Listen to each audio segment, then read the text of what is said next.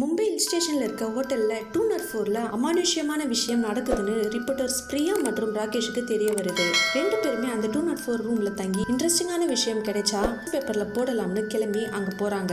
மேனேஜருக்கு தெரியாமல் room boy அந்த ரூமோட சாவியை அந்த ரிப்போர்ட்டர்ஸ் கிட்ட கொடுக்குறாரு. அந்த ரெண்டு ரிப்போர்ட்டர்ஸும் அந்த ரூமுக்கு போகிறாங்க. அங்கே போய் 2 மணி நேரமாக அந்த ரூமில் இருக்காங்க. நடக்காததால அந்த ரிப்போர்ட்டர்ஸ்ல ஒருத்தவங்க ஓஜா போர்ட் யூஸ் பண்ணி பேயை வர வைக்கலாம்னு நினைச்சு கம்யூனிகேட் பண்றாங்க.